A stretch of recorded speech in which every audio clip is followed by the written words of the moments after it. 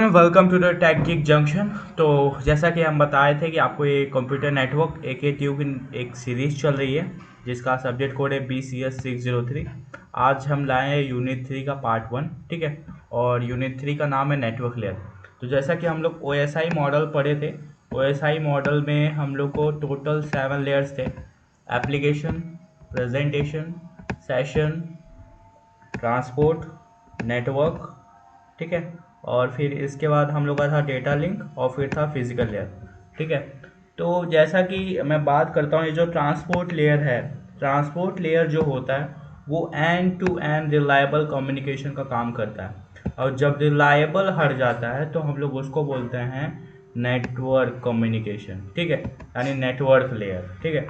तो network layer बहुत ही important layer होता है हमारे पूरे OSI मॉडल में, ठीक है। तो एक मायने में कहा जाए, जो आपका पूरा सिलेबस है वो ऐसे डिज़ाइन हुआ है ओपन सोर्स इंटरकनेक्शन मॉडल के ऊपर, जो कि आईओसी द्वारा डेवलप किया गया था, ठीक है। तो चलिए स्टार्ट करते हैं। तो हम लोग पॉइंट टू पॉइंट नेटवर्क्स से स्टार्ट करेंगे कि आखिर P2P नेटवर्क होता क्या है। तो अगर हम बात करें तो नेटवर्क लेयर का काम है डेटा पैकेट्स को एक जगह से दूसरी जगह पहुंचाना। इसके लिए बेस्ट रूट चूज़ करता है, ठीक है। जो नेटवर्क लेयर होता है वो बेस्ट रूट चूज़ करता है। और रूटिंग होती कैसे है, तो अगर बात करें तो फिक्स्ड रूट, कुछ रास्ते पहले से सेट होते हैं और बदलते नहीं। ऑटोमेटिक अपडेट, रूट्स खुद से चेंज हो सकते हैं अगर कोई प्रॉब्लम हो, ठीक है। और सेशन के स्टार्ट पर रूट, कभी कभी क्या होता है कि एक पूरी कन्वर्जेशन के लिए रूट डिसाइड होती है, जैसे रिमोट कंप्यूटर लॉगिन करते वक्त हर पैकेट के लिए नया रूट, ठीक है। हर एक पैकेट के लिए अलग रूट डिसाइड होता है ताकि नेटवर्क लोड मैनेज हो सके, ठीक है। और नेटवर्क ट्रैफिक और कंजेशन कंट्रोल, अगर एक टाइम पे बहुत ज़्यादा पैकेट्स आ जाए तो ट्रैफिक जाम, ठीक है, हो सकता है। तो नेटवर्क लेयर इसको कंट्रोल करने में मदद करता है, ठीक है। और भी आप बहुत सारी चीज़ें हैं, जैसे कि आपको बता दें, जैसे आप एक बिल्डिंग ए है, ठीक है, और एक बिल्डिंग बी है, उसके बीच के दोनों को कनेक्शन हम पॉइंट टू पॉइंट नेटवर्क बोलेंगे। एक सीधा सा एग्जांपल है, ठीक है। पॉइंट टू पॉइंट नेटवर्क मतलब कि सीधा पॉइंट से लेकर पॉइंट तक, मतलब सीधा सिंगल सिंगल कनेक्शन है दोनों के बीच में, ठीक है। अब हम बात करेंगे जो हमारा थ्योरेटिकल है उसको एक्सप्लेन करना चाहेंगे, ठीक है। तो पॉइंट टू पॉइंट नेटवर्क एक सीधा कनेक्शन होता है दो डिवाइसेस के बीच, जैसे दो कंप्यूटर्स, राउटर्स या स्विचेस। इसमें कोई बीच के डिवाइसेस नहीं होती, सिर्फ एक सेंडर और एक रिसीवर होता है, ठीक है। तो पॉइंट टू पॉइंट नेटवर्क की कुछ कैरेक्टरिस्टिक बात करते हैं। तो पहला क्या है, डायरेक्ट कनेक्शन, हाई रिलायबिलिटी और सिंपल कॉन्फ़िगरेशन। अब डायरेक्ट कनेक्शन क्या होता है कि डेटा एक अलग पाथ से जाता है बिना किसी दूसरे डिवाइसेस के इंटरफेस के, ठीक है। और फिर ज़्यादा रिलायबल मतलब हाई रिलायबिलिटी, क्योंकि बीच में कोई एक्स्ट्रा डिवाइसेस नहीं होती है, ठीक है। तो बीच में कोई एक्स्ट्रा डिवाइसेस नहीं होती तो नेटवर्क फेलियर होने के चांसेस कम होते हैं। और फिर तीसरा क्या, आसान सेटअप, मल्टी पॉइंट नेटवर्क्स की तरह कॉम्प्लेक्स नहीं होता, ठीक है। मल्टी पॉइंट नेटवर्क्स की तरह कॉम्प्लेक्स नहीं होता, सिंपल सेटअप होता है और एक्स्ट्रा हार्डवेयर नहीं चाहिए होता। अब इसके कुछ और भी अच्छे से एग्जांपल की बात करें तो डायरेक्ट ईथरनेट कनेक्शन, ठीक है। डायरेक्ट ईथरनेट कनेक्शन जैसे कि दो कंप्यूटर्स को एक केबल से डायरेक्टली कनेक्ट करना, जैसे पहले लोग लैन केबल लगा लगा के गेम्स खेलते थे, ठीक है। और लीज लाइंस क्या होता है कि जैसे बैंक्स या बड़ी कंपनीज का प्राइवेट इंटरनेट कनेक्शन, जो कि सिक्योर और प्राइवेट होता है, ठीक है, जो कि सिक्योर और फास्ट भी होता है और प्राइवेट भी होता है। अब सीरियल कम्युनिकेशन मतलब कि जैसे प्रिंटर और कंप्यूटर का डायरेक्ट यूएसबी कनेक्शन। और फिर wireless point two point link, जैसे टीवी टावर्स जो एक सिटी से दूसरे सिटी तक सिग्नल भेजता है। अब कुछ एडवांटेजेस हैं पॉइंट टू पॉइंट नेटवर्क्स के, हाई स्पीड, ठीक है, ज़्यादा स्पीड, क्योंकि सिर्फ दो डिवाइसेस कनेक्टेड होती हैं, पूरी स्पीड उनको मिलती है। और लो लेटेंसी, कोई बीच का डिवाइस नहीं होता तो डेटा इंस्टेंटली मतलब कि इंस्टेंटली पहुंचता है। और सिक्योरिटी की बात करें तो डेटा सिक्योर रहता है, कोई और डिवाइस इंटरफेयर नहीं कर सकता। और फिर बात करते हैं छोटी नेटवर्क्स के लिए बेस्ट, जैसे एक सर्वर और एक क्लाइंट का डायरेक्ट कनेक्शन। अब बात करते हैं डिसएडवांटेज, तो डिसएडवांटेज भी हमारे पास बहुत सारे हैं। पहला क्या, लिमिटेड स्केलेबिलिटी, ठीक है, यानी लिमिटेड डिवाइसेस, सिर्फ दो डिवाइसेस कनेक्ट हो सकती हैं, अगर नेटवर्क बढ़ाना हो तो नए लिंक्स लगाने पड़ेंगे, ठीक है। और फिर ज़्यादा महंगा, लीज्ड लाइंस और डेडिकेटेड लाइंस बहुत कॉस्टली होती हैं। अगर लिंक फेल हो गया तो पूरा नेटवर्क बंद हो जाता है, ठीक है। Failure win one link disturb communication, ठीक है। एक भी वायर या सिग्नल फेल हो जाए तो पूरा कम्युनिकेशन रुक जाता है।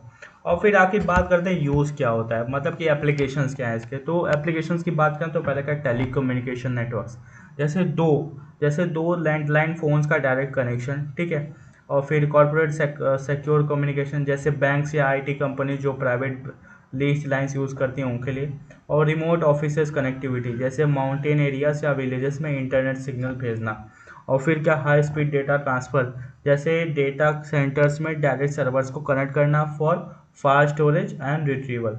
अब हमारे पास कुछ सुपर सिंपल एग्जांपल्स हैं, जैसे सोचो कि एक घर में सिर्फ 2 लोग हैं, ठीक है। समझ लो बिल्डिंग ए में सिर्फ 2 लोग हैं और एक सेंडर और एक रिसीवर और एक डायरेक्ट टेलीफोन वायर है जो सिर्फ इन दोनों के बीच कनेक्ट है। यही एक पॉइंट टू पॉइंट नेटवर्क का सिंपल एग्जांपल है। कोई तीसरा आदमी इस बातचीत को नहीं सुन सकता क्योंकि ये एक प्राइवेट डायरेक्ट कनेक्शन है, ठीक है। तो अब हम आ गए हमारे दूसरे टॉपिक में, क्या है, लॉजिकल एड्रेसिंग। तो आखिर लॉजिकल एड्रेसिंग होता क्या है। तो लॉजिकल एड्रेसिंग एक तरीका है नेटवर्क में डिवाइसेस को अलग अलग पहचान देने का। जैसे घर का एड्रेस बताता है कि आप कहाँ रहते हो, वैसे ही नेटवर्क में आईपी एड्रेस बताता है कि एक डिवाइस कहाँ है। फिजिकल एड्रेस जैसे मैक एड्रेस हमेशा फिक्स होता है, लेकिन logical address IP address network के स्ट्रक्चर के हिसाब से चेंज हो सकता है, ठीक है। अब आईपी एड्रेसिंग की बात करें तो आईपी एड्रेस एक यूनिक नंबर होता है जो हर एक डिवाइस को दिया जाता है ताकि वो नेटवर्क में कम्युनिकेट कर सके। आइडेंटिफिकेशन, हर डिवाइसेस को एक अलग पहचान मिलती है। और लोकल इंडिकेशन, ये बताता है कि डिवाइस कौन सी नेटवर्क लोकेशन पे है, ठीक है। तो आईपी एड्रेस जो होता है वो दो पार्ट में कैटेगराइज होता है, IP4 और IPv6, मतलब इंटरनेट प्रोटोकॉल वर्जन 4 और internet protocol version 6। Internet protocol version 4 32 bit address यानी डेसिमल फॉर्मेट में लिखा जाता है, जैसे कि आप यहाँ एग्जांपल एक देख सकते हैं 192.168.1.11, ठीक है। और ये IPv6 इंटरनेट प्रोटोकॉल वर्जन 6 जो होता है वो 128 बिट एड्रेस का होता है और ये हेक्साडेसिमल फॉर्मेट में लिखा जाता है। इसका एग्जांपल कुछ ऐसा है, ठीक है। तो अगर हम IP4 एड्रेसिंग की बात करें तो IP4 सबसे ज़्यादा यूज़ होने वाला IP सिस्टम है।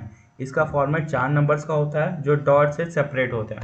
एग्जांपल में अगर आप यहाँ देख सकते हैं तो ये जो देख रहे हैं तो इसका बाइनरी कन्वर्जन कुछ ऐसा होता है, ठीक है। और फिर IPv6 एड्रेस की बात करें तो IPv4 के एड्रेस ख़त्म होने लगे, इसलिए IPv6 इंट्रोड्यूस किया गया जो ज़्यादा यूनिक एड्रेस प्रोवाइड करता है। एग्जाम्पल की तरह आप यहाँ देख सकते हैं कि एग्जाम्पल दिया गया। अब IPv6 के फ़ायदे क्या हैं, तो ज़्यादा बड़ा एड्रेस स्पेस यानी हर इंसान के पास लाखों एड्रेसेस हो सकते हैं और सिक्योरिटी फीचर इंप्रूव हो जाती है, ठीक है। और फिर रूटिंग एफिशिएंसी बेटर है यानी डेटा फास्टर और सही रास्ते से जाता है। अब बात करते हैं CIDR क्या होता है, यानी क्लासलेस इंटर डोमेन राउटिंग। तो CIDR एक एडवांस IP एड्रेसिंग मेथड है जो ओल्ड क्लास बेस्ड सिस्टम की जगह आया है। यह IP एड्रेसेस को बेटर एलोकेट करने में मदद करता है और नेटवर्क की एफिशिएंसी बढ़ाता है, ठीक है।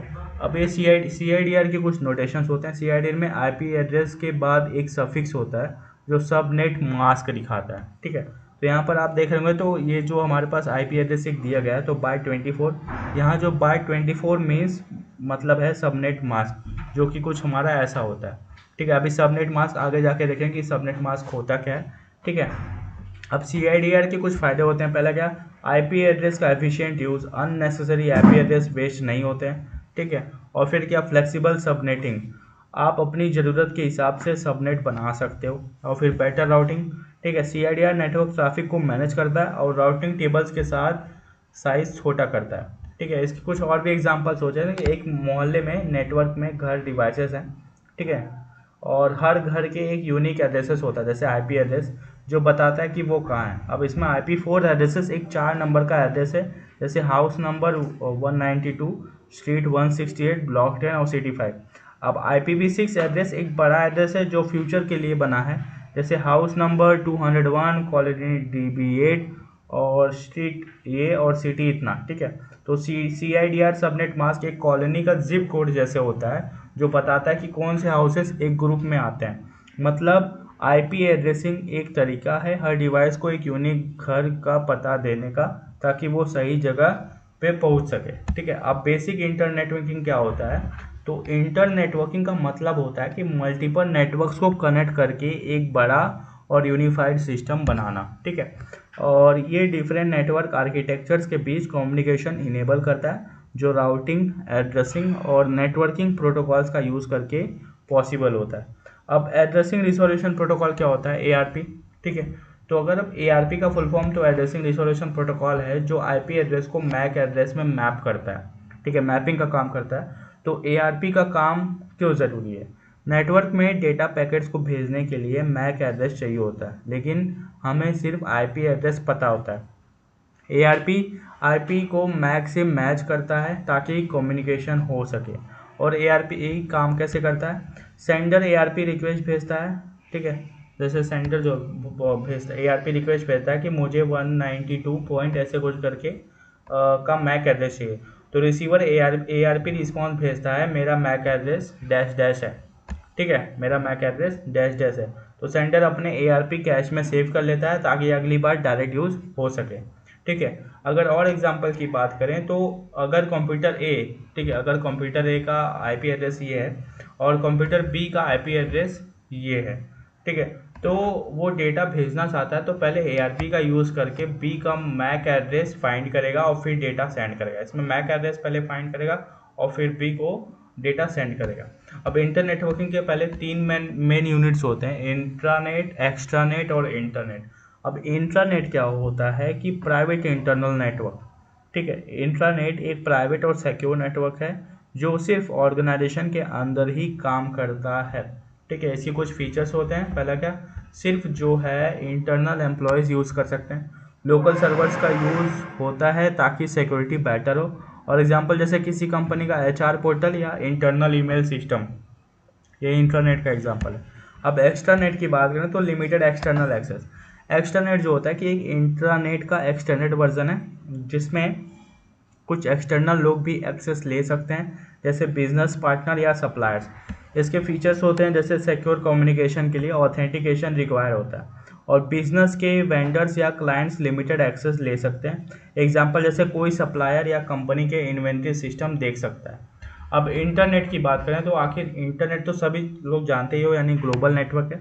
तो इंटरनेट दुनिया का सबसे बड़ा नेटवर्क है जो मिलियंस ऑफ नेटवर्क्स को जोड़ता है। ये टीसीपी आईपी प्रोटोकॉल्स का यूज़ करता है। ठीक है, ट्रांसफर कंट्रोल प्रोटोकॉल और इंटरनेट प्रोटोकॉल का यूज़ करता है। इसके फीचर्स हैं, पहला क्या, सबके लिए ओपन और एक्सेसिबल है और पब्लिक आईपी एड्रेसेस का यूज़ होता है। एग्जांपल जैसे website, emails, YouTube, cloud service, Google search. ठीक है, तो आईपी एड्रेसेस के कुछ यूनिक आइडेंटिफिकेशन ऑफ डिवाइसिंग होता है। तो आईपी एड्रेस एक यूनिक नंबर होता है जो हर डिवाइसेस को दिया जाता है ताकि वो नेटवर्क में कम्युनिकेट कर सके। तो आईपी एड्रेसेस के दो वर्जन होते हैं, IPv4, IPv6।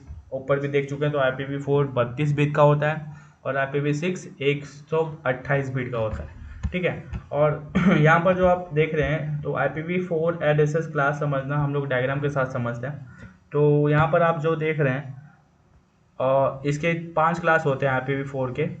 ठीक है, IPv4 के 5 क्लास होते हैं। अब बात करेंगे तो क्लास ए, इसमें सिर्फ फर्स्ट बाइट नेट आईडी होता है। ठीक है, अगर हम क्लास ए की बात करें तो इसमें फर्स्ट बाइट सिर्फ नेट आईडी होता है, मतलब बाकी सब होस्ट आईडी होता है। यानी बहुत बड़े नेटवर्क्स के लिए यूज़ होता है ये। और फिर क्लास बी की बात करें तो इसमें पहले 2 बाइट्स नेट आईडी होते हैं, पहले 2 बाइट्स जो होते हैं वो नेट आईडी होते हैं और फिर बाकी जो होते हैं होस्ट आईडी होते हैं। मतलब मीडियम साइज नेटवर्क के लिए ये बेस्ट है ये। और क्लास सी की बात करें तो पहले 3 बाइट्स इसमें नेट आईडी होते हैं और सिर्फ लास्ट बाइट होस्ट आईडी होते हैं। मतलब ये सिर्फ स्मॉल नेटवर्क्स के लिए यूज़फुल है। और क्लास डी ये तो मल्टीकास्टिंग के लिए भी रिजर्व्ड होता है, मतलब मल्टीकास्ट के लिए रिजर्व्ड होता है। और क्लास ये हो जाता है वो तो सिर्फ रिजर्व्ड होता है, ये फ्यूचर एक्सपेरिमेंट के लिए यूज़ के लिए। ठीक है, अगर हम बात करें कि तो एक सिटी में मतलब नेटवर्क में अलग अलग कॉलोनीज यानी सब नेटवर्क्स हैं और हर कॉलोनी के घर में, मतलब हर कॉलोनी में घर है, उसको बोलेंगे डिवाइसेस। ठीक है, तो क्लास ए एक बहुत बड़ी सिटी है जिसमें हर एक स्कूटर एक अलग नेटवर्क है। हर एक स्कूटर जो है वो हर एक अलग नेटवर्क है, मतलब कि हर घर में एक स्कूटर है, उसको बोलेंगे क्लास ए का एग्जांपल है कि एक बहुत बड़ी सिटी है और समझ लो उस सिटी में एक घर है जिसके पास एक स्कूटर है, तो वो हो जाएगा हमारा क्लास ए का एग्जांपल। और क्लास बी की बात करें तो एक मीडियम साइज सिटी जो मल्टीपल टाउनशिप में डिवाइडेड होती है। ठीक है, और क्लास सी की बात करें तो एक छोटी कॉलोनी जो एक लिमिटेड एरिया के लिए है और क्लास डी एक पब्लिक अनाउंसमेंट सिस्टम जैसा है जो एक साथ सबको मैसेज भेज सकता है, ठीक है। और क्लास ई फ्यूचर में नए टेक्नोलॉजी टेस्ट करने के लिए रिजर्व है ये, कि आगे भी अगर कुछ फ्यूचर में टेक्नोलॉजी आती है तो उसके ऊपर ये काम करेगी। अब हम बात करेंगे कि सबनेट एड्रेसिंग क्या होता है। तो सबनेटिंग का मतलब है एक बड़े नेटवर्क को छोटी सब नेटवर्क्स यानी सबनेट्स में डिवाइड करना, ताकि नेटवर्क मैनेजमेंट, सिक्योरिटी और एफिशिएंसी इंप्रूव हो सके। सबनेट मास्क आखिर होता क्या है? तो सबनेट मास्क बताता है कि आईपी एड्रेस का कौन सा पार्ट नेटवर्क के लिए और कौन सा होस्ट के लिए यूज़फुल होता है। एग्जांपल की बात करें तो यहाँ आईपी एड्रेस देखिए कैसे दिया है, बाय 24 दिया है, तो हम लोग का सबनेट मास्क कुछ ऐसा हो जाएगा। तो हमारे पास कुछ इसका मतलब है कि जो यहाँ आईपी एड्रेस दिया गया है एक नेटवर्क एड्रेस है और लास्ट ऑक्टेट 0 से लेके 255 होस्ट एड्रेस के लिए यूज़ होगा, ठीक है। और सबनेटिंग कैसे करते हैं, चलिए अब इसका स्टेप्स देखते हैं। तो अगर आपको सबनेटिंग परफॉर्म करनी है तो ये स्टेप्स फॉलो करना बहुत ज़रूरी है। पहला क्या, आईपी एड्रेस आइडेंटिफाई करें और उसकी क्लास देखें। एग्जांपल की बात करें तो जैसे हमें यहाँ दिया है 192.168.1.0, ये एक क्लास सी का एड्रेस है, ठीक है। तो सबनेट मास्क इसमें डिसाइड करेगा कितनी सबनेट चाहिए, उसके बेसिस पर सबनेट मास्क चूज़ करें। सबनेट मास्क को बाइनरी में कन्वर्ट करने के लिए पहले जो हमारे 255 हैं उसको 1 करके परफॉर्म करके 0.0 फॉर्म में बाइनरी फॉर्म में कन्वर्ट करेंगे और सबनेट्स और यूजेबल होस्ट कैलकुलेट करेंगे। फॉर्मूला क्या है, नंबर ऑफ सबनेट्स 2 की पावर बोरोड, मतलब यूजेबल होस्ट पर सबनेट यानी 2 की पावर रिमूविंग होस्ट बिट्स यानी 2 होंगे, तो हम लोग उसको 2 की पावर से कन्वर्ट कर देंगे, ठीक है। एग्जांपल कर लो, अगर हम लोग के पास समझ लो पावर 26 है तो सबनेट मास्क यूज़ करेंगे तो हमें 2 की पावर 2 इक्वल टू 4 आ जाएगा, ठीक है। तो इस तरह से हम लोग सबनेट मास्क को डिवाइड करते हैं, मतलब कि मानते हुए चलते हैं। अब यहाँ हम लोग समझिए कि फिफ्थ स्टेप क्या होगा, नेटवर्क ब्रॉडकास्ट और यूजेबल आईपी एड्रेस को डिटरमाइन करेंगे, ठीक है। और जैसा कि आप लोग यहाँ देख रहे हैं आईपी एड्रेस हम लोगों के पास 4 ऑक्टेट का होता है यानी 32 बिट और 4 बाइट, ठीक है। और यहाँ पर जैसे कि आप देख रहे हैं तो जो हमारा नेटवर्क पोर्शन है उसमें ऑलरेडी मेंशन्ड है और होस्ट पोर्शन जो है वो कुछ चेंज हो सकता है, मतलब वेरिएशन में होता है। और सबनेट मास्क भी यहाँ शो हो रहा है, वो जो कि कभी चेंज हो नहीं सकता, और जो लास्ट उसकी डिजिट होती है वो चेंज हो सकता है यानी वेरिएबल है, ठीक है। तो डिवाइसेस को आईपी एड्रेस असाइन करना इस तरह से हम लोग करते हैं। और फिर 7 क्या, राउटर्स को कन्फिगर करते हैं। अब यहाँ आईपी एड्रेस का जो स्ट्रक्चर आप देख रहे हैं 192.168.1.204, तो इसको 4 ऑक्टेट्स में डिवाइड किया गया। हर ऑक्टेट्स में 8 बिट्स यानी 1 बाइट का होता है।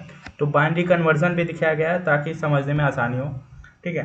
तो यहाँ सबनेट मास्क एक्सप्लेनेशन की बात करें तो यहाँ सबनेट मास्क बताता है कि पहले 3 ऑक्टेट्स होंगे हमारे, ठीक है। पहले जो 3 ऑक्टेट्स होंगे वो नेटवर्क पोर्शन है जो चेंज नहीं होते हैं, लेकिन लास्ट जो ऑक्टेट होते हैं वो 0 से 255 होस्ट पोर्शन में होता है जो चेंज हो सकता है।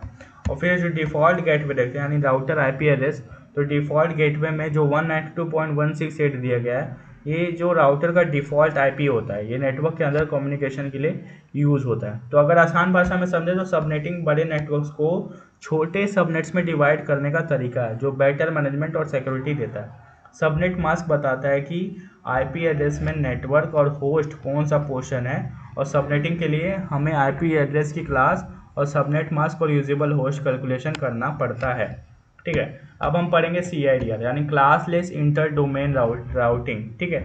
अब ये क्या होता है, तो अगर हम बात करें कि एक एडवांस आईपी एड्रेसिंग टेक्निक है जो ट्रेडिशनल क्लास बेस्ड सिस्टम जैसे क्लास ABC का रिप्लेसमेंट है, ठीक है। जो ऊपर देखे थे हम लोग ABC, CIDR जो होता है वो ज़्यादा फ्लेक्सिबल और एफिशिएंट वे में आईपी एड्रेस एलोकेट करता है ताकि आईपी एड्रेस स्पेस कम वेस्ट हो और राउटिंग इम्प्रूव हो सके। तो CIDR के कुछ की फीचर्स होते हैं, ठीक है। पहला क्या है, ये फिक्स क्लास का एंड। पहले क्लास ABC का यूज़ होता था जिसमें फिक्स साइज़ का नेटवर्क थे, लेकिन CIDR क्या करता है कि वेरिएबल लेंथ यानी सबनेट मास्क VLSM का यूज़ करके फ्लेक्सिबल सबनेटिंग अलाउ करता है, ठीक है। और दूसरा क्या, एफिशिएंट आईपी यूटिलाइजेशन, ठीक है। तो इसमें अगर हम बात करें तो CIDR जितने आईपीस की ज़रूरत हो उतने ही असाइन करता है, आईपी एड्रेस वेस्ट होने से बचता है। और फिर तीसरा क्या, रिड्यूसेस राउटिंग टेबल साइज, ठीक है। CIDR मल्टीपल राउट्स को एग्रीगेट यानी कंबाइन करके राउटिंग टेबल छोटी बनाता है। और इससे राउट्स की परफॉर्मेंस इम्प्रूव होती है। और CIDR के कुछ नोटेशंस होते हैं। तो CIDR में IP एड्रेस के साथ एक स्लैश और नंबर लिखा जाता है जो नेटवर्क पोर्शन के बिट्स दिखाता है। एग्जाम्पल की आप यहाँ देख रहे हैं, तो यहाँ पर हमें कुछ दिया गया और स्लैश करके 24 दिया गया है, ठीक है। तो इसका सबनेट मास्क 255 पॉइंट ऐसे करके कुछ हो जाएगा, जो कि टोटल 256 IPS है, ठीक है। और फिर अगर हम लोग दूसरा देखें तो दूसरे के साथ भी वही सेम कंडीशन है, और इसका अगर टोटल 65,536 IPS होगा इसका। और फिर CIDR की कुछ बेनिफिट्स हैं। पहला क्या, इंटरनेट सर्विस प्रोवाइडर के लिए एफिशिएंट एड्रेस एलोकेशन, और CIDR ज़्यादा प्रिसाइज तरीके से IP असाइन करता है ताकि IPs वेस्ट ना हो। और इसके हियरार्किकल IP एड्रेसिंग पॉसिबल होते हैं क्योंकि सबनेटिंग और सुपरनेटिंग के थ्रू एफिशिएंट नेटवर्क डिज़ाइन होते हैं। और क्या कि IP एड्रेस फ्रेगमेंटेशन कम होता है, IP स्पेस बेटर यूटिलाइज होता है और नेटवर्क मैनेजमेंट ईजी होता है, और रूटिंग एफिशिएंसी इंप्रूव होती है, राउटर्स को लोड कम होता है, और ओवरऑल नेटवर्क स्केलेबिलिटी इंप्रूव होती है इसमें। अब बात करते हैं हम लोग RARP, reverse address resolution protocol.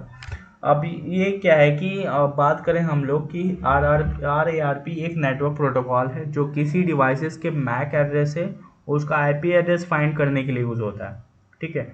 ज़्यादातर डिस्कलेस वर्क स्टेशन में यूज़ होता है जो अपनी मेमोरी में IP एड्रेस स्टोर नहीं कर सकते थे, ठीक है।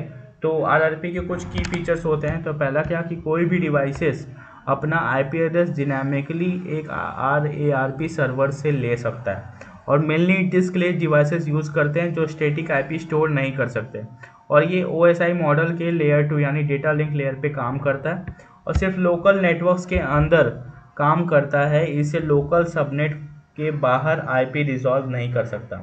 आज के टाइम में RARP रिप्लेस हो चुका है DHCP यानी डायनेमिक होस्ट कॉन्फ़िगरेशन प्रोटोकॉल से, ठीक है। अब तो DHCP का ज़माना आ गया।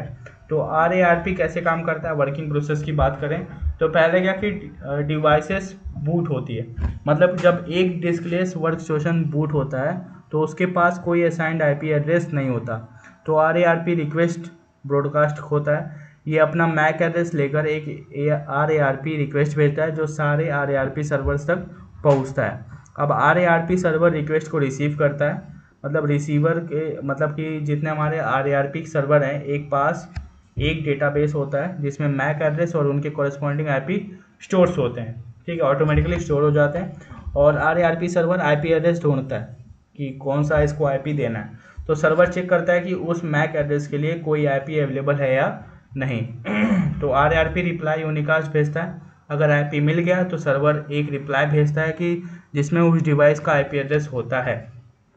तो ये रिप्लाई यूनिकास्ट होता है यानी सिर्फ उसी डिवाइसेस को भेजा जाता है जिसे IP चाहिए, और डिवाइस को IP मिलता है और नेटवर्क ज्वाइन कर लेता है। अब डिवाइस अपना IP एड्रेस कॉन्फ़िगर कर सकता है और नेटवर्क पर कम्युनिकेट कर सकता है, ठीक है। अब इसका एग्जांपल अगर देखें तो एक डिस्कलेस वर्क स्टेशन जिसमें मैक एड्रेस हमारे पास कुछ ऐसा पड़ा हुआ है, ठीक है। तो ये RARP रिक्वेस्ट भेजेगा तो RARP सर्वर रिस्पॉन्स पे कहेगा your IP address is that, ठीक है, और वर्क स्टेशन अब वही IP एड्रेस यूज़ करेगा, ठीक है।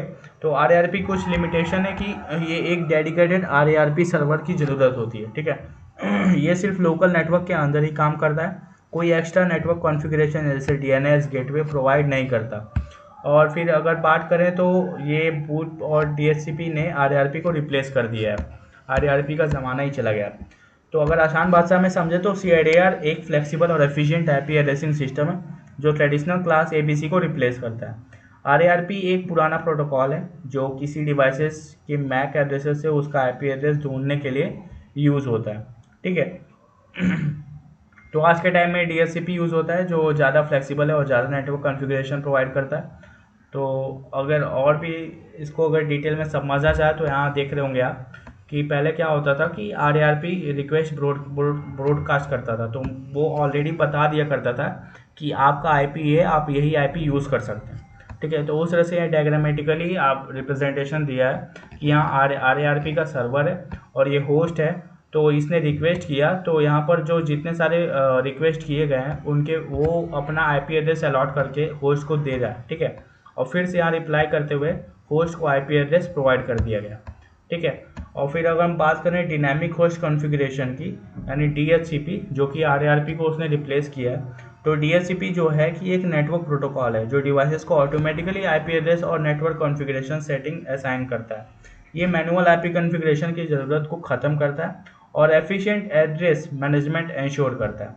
ठीक है। इसकी कुछ की फीचर्स है। पहला क्या, ऑटोमेटिक IP असाइनमेंट। इसमें क्या करता है कि नेटवर्क डिवाइसेस को डायनामिकली आईपी असाइन करता है ताकि हर डिवाइसेस को मैन्युअली कॉन्फ़िगर ना करना पड़े। और दूसरा क्या, lease based allocation. IP address एक स्पेसिफिक लीज टाइम के लिए एलोकेट होते हैं। लीज एक्सपायर होने के बाद आईपी वापस अवेलेबल हो जाती हैं और दूसरे डिवाइसेस यूज़ कर सकते हैं।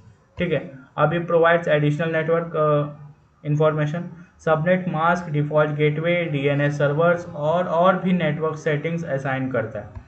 और दूसरा क्या है, रिड्यूसेस आईपी कन्फ्लिक्ट्स, इंश्योर करता है कि एक ही आईपी एड्रेस दो डिवाइसेस को असाइन ना हो। ठीक है। और supports both IP4 and IPv6, दोनों आईपी वर्जन के साथ कंपैटिबल है ये। हमारे पास कुछ वर्किंग प्रिंसिपल हैं DHCP, यानी डोरा प्रोसेस जिसको कहते हैं हम लोग। ठीक है। तो पहला क्या, DHCP प्रोसेस 4 स्टेप में कंप्लीट होता है जिसे डोरा प्रोसेस कहा जाता है। पहला क्या, डिस्कवरी। क्लाइंट एक DHCP डिस्कवर मैसेज ब्रॉडकास्ट करता है ताकि अवेलेबल DHCP सर्वर्स को फाइंड कर सके। और ऑफर, फिर DHCP सर्वर्स एक DHCP ऑफर मैसेज भेजता है जिसमें एक अवेलेबल IP एड्रेस का सजेशन होता है। और तीसरा क्या, रिक्वेस्ट। क्लाइंट उस ऑफर IP एड्रेस को एक्सेप्ट करने के लिए एक DHCP रिक्वेस्ट मैसेज भेजता है। और फिर चौथा क्या, एक्नॉलेजमेंट। DHCP सर्वर एक DHCP एक्नॉलेजमेंट मैसेज भेजता है जो कंफर्म करता है कि IP असाइन हो गया है। तो एग्जांपल की बात करें तो एक लैपटॉप वाईफाई नेटवर्क से कनेक्ट होता है और DHCP डिस्कवर रिक्वेस्ट भेजता है। तो DHCP सर्वर एक IP एड्रेस जैसे कि का ऑफर भेजता है कि इतना IP एड्रेस आपका है। तो लैपटॉप उस IP एड्रेस के लिए DHCP रिक्वेस्ट भेजेगा और DHCP सर्वर असाइनमेंट कन्फर्मेशन करता है और अब लैपटॉप का जो IP एड्रेस है वो यूज़ करके नेटवर्क से कम्युनिकेट कर सकता है। तो हमारे पास एडवांटेजेस ये हैं कि simplifies network administration, manually IP configuration करने की ज़रूरत इसमें नहीं होती है। और efficient IP management, IP addresses recycle होते हैं ताकि एड्रेसेस वेस्ट ना हो। और फिर क्या, रिड्यूसेस ह्यूमन एरर्स, डुप्लीकेट या इनकरेक्ट IP असाइनमेंट अवॉइड होते हैं। और support roaming devices, mobile devices को ऑटोमेटिकली नया IP असाइन हो जाता है जब वो नेटवर्क स्विच करते हैं।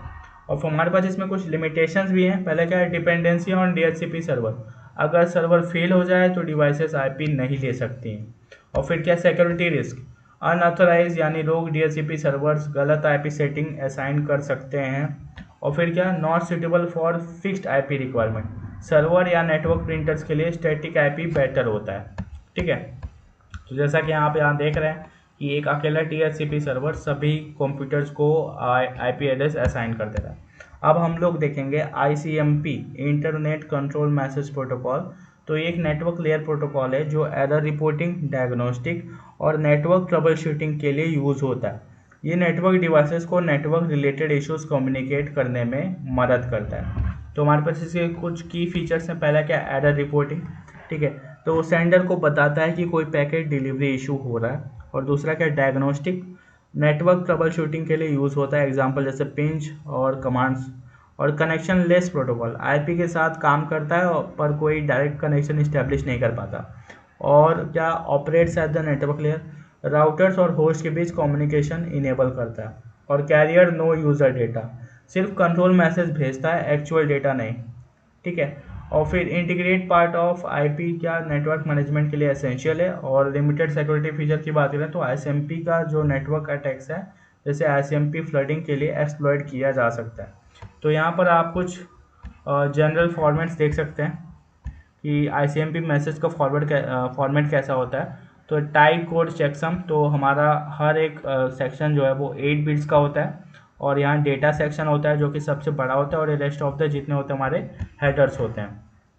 अब हम आते हैं हमारे नेक्स्ट पार्ट में कि आखिर हमारा जो राउटिंग, फॉरवर्डिंग और डिलीवरी क्या होता है। अब हम राउटिंग की बात करेंगे तो राउटिंग जो है वो एक प्रोसेस है जिसमें नेटवर्क डिवाइसेस जैसे राउटर्स बेस्ट पाथ सिलेक्ट करते हैं ताकि डेटा पैकेट्स एफिशिएंटली सोर्स से डेस्टिनेशन तक पहुंच सके। इसके कुछ की फीचर्स हैं। पहला क्या, पाथ सिलेक्शन, तो बेस्ट राउट चूज़ करता है डेटा ट्रांसमिशन के लिए। और दूसरा क्या, पैकेट फॉरवर्डिंग, डेटा पैकेट्स को नेटवर्क नोड से आगे भेजता है। और फिर क्या, राउटिंग टेबल का यूज़, राउटर्स अपनी राउटिंग टेबल्स में पाथ इन्फॉर्मेशन स्टोर करते हैं। और फिर क्या, multiple protocol supported, RIP, OSPF, BGP जैसे राउटिंग प्रोटोकॉल्स के साथ काम करता है। और एक 2 मेन टाइप्स के होते हैं, पहला क्या, स्टैटिक और डिनामिक। और लेयर 3 यानी नेटवर्क लेयर पे वर्क करता है, OSI मॉडल के थर्ड लेयर पे ऑपरेट करता है। और इंटर नेटवर्किंग के लिए इंपॉर्टेंट है क्योंकि अलग अलग नेटवर्क्स के बीच कम्युनिकेशन इनेबल करता है। तो अगर इसमें 2 राउटिंग होती है, स्टैटिक और डिनामिक, जो कि आगे चल के हम लोग उसका डिफरेंसेस भी देखेंगे। तो यहाँ पर हम लोग स्टैटिक राउटिंग समझते हैं। तो स्टैटिक राउटिंग ये जो होता है कि एक मैनुअल प्रोसेस होता है जिसमें एडमिनिस्ट्रेटर खुद राउटिंग टेबल में एंट्रीज ऐड करता है। इसके फीचर्स क्या होते हैं, मैनुअली कॉन्फ़िगर्ड मतलब कि राउट्स मैनुअली सेट होते हैं, और फिक्स राउट्स मतलब पाथ तब तक चेंज नहीं होते जब तक मैनुअली अपडेट ना किया जाए। तो स्मॉल नेटवर्क्स के लिए बेस्ट होता है, सिंपल और स्टेबल नेटवर्क्स में यूज़ होता है, ठीक है। और नो ओवरहेड ट्रैफिक, क्योंकि कोई राउटिंग अपडेट्स एक्सचेंज नहीं होते, नेटवर्क ट्रैफिक पर कम होता है। और फिर लेस रिसोर्स कंजम्पशन, CPU और मेमोरी का कम यूज़ होता है इसमें। और क्या, फेलियर हैंडलिंग नहीं होता है, अगर कोई लिंक फेल हो जाए तो मैनुअली रिकॉन्फ़िगर करना पड़ता है। एग्जाम्पल की बात करें तो एक नेटवर्क एडमिनिस्ट्रेटर राउटर A पर मैनुअली राउट कॉन्फ़िगर करता है ताकि नेटवर्क जो एड्रेस दिया गया है वो एक्सेस मिल सके वाया राउटर B, ठीक है। और इसमें कुछ कमांड्स होते हैं, जैसे सिस्को राउटर कमांड करेगा कि IP रूट हमें फला फला दे दो, ठीक है। और फिर डिनेमिक राउटिंग की बात करें तो डिनेमिक राउटिंग क्या करता है कि वो ऑटोमेटिकली राउटिंग टेबल अपडेट करता है, जिसमें नेटवर्क टोपोलॉजी चेंजेस के अकॉर्डिंग राउट एडजस्ट हो जाते हैं। तो इसमें कुछ फीचर्स होते हैं, पहला क्या, automatic update, routing table automatically update हो जाते हैं, ठीक है। और स्केलेबल, लार्ज और कॉम्प्लेक्स नेटवर्क्स के लिए सूटेबल है।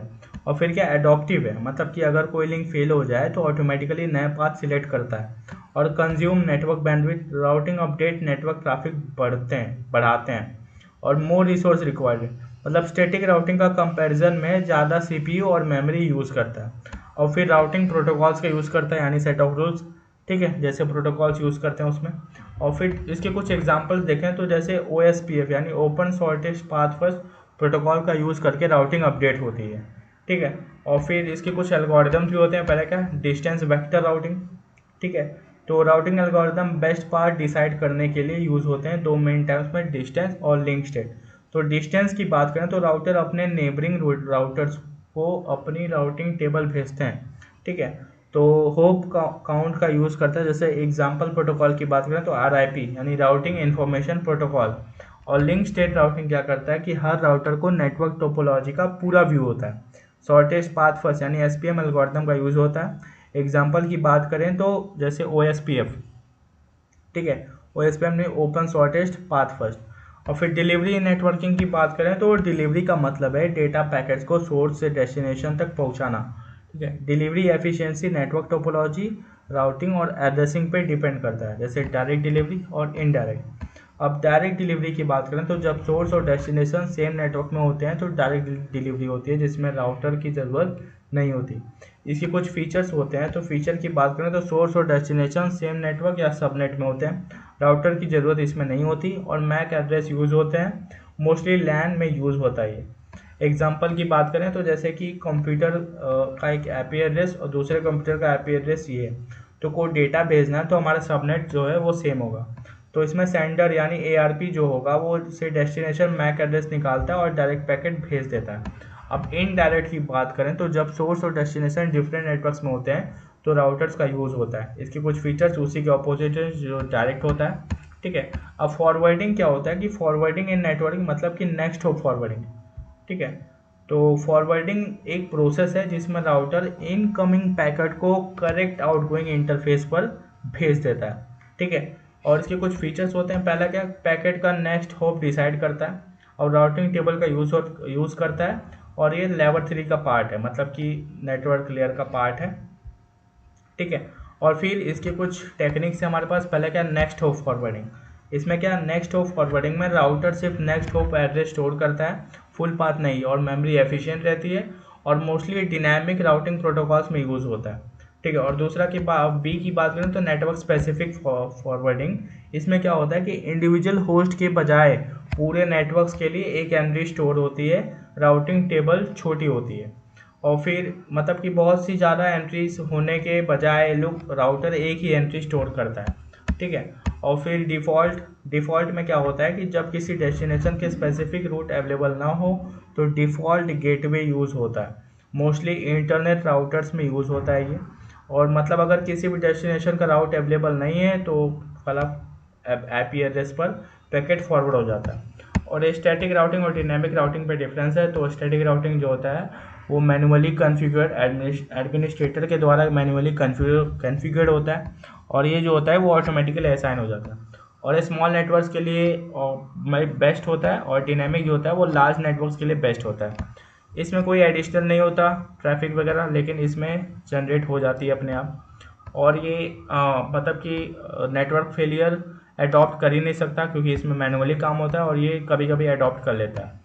तो हमारे पास कुछ आईपी ऐसे ऑलरेडी मेंटेन हुई हैं।